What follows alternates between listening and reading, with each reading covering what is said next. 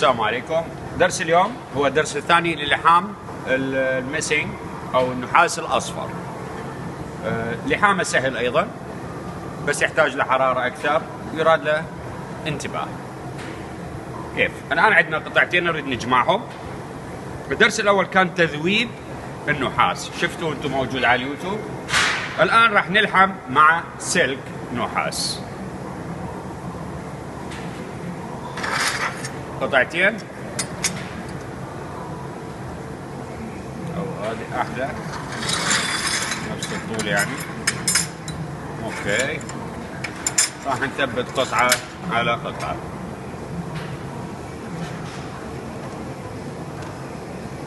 بسم الله.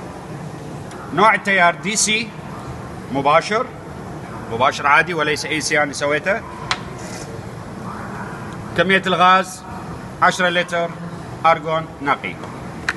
بسم الله. تذويب عكس عقارب الساعة.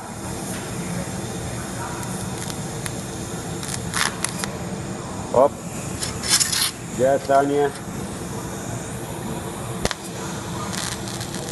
تذويب عكس، روح بيرفكت. قدم سي. تذويب فقط. هنا صار سواد، ننظفه. راح نستخدم السلك. درجة الامبير انا حاطها على 110 امبير.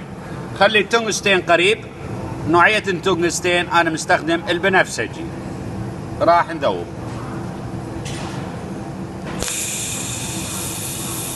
ذوب ذوب ذوب، خليها يذوب اول شيء. الانصهار طلعت معك.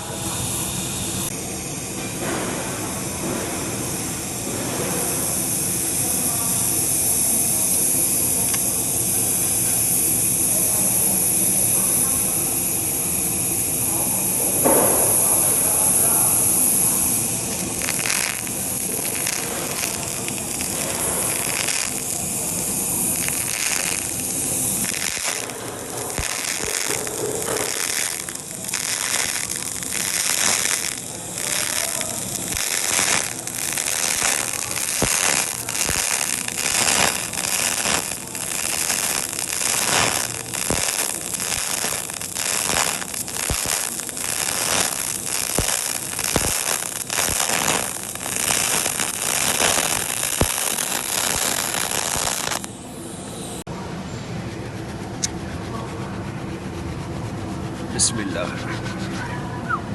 ساخنة. من الافضل ننظفها بس تبرد. هاي سويناها.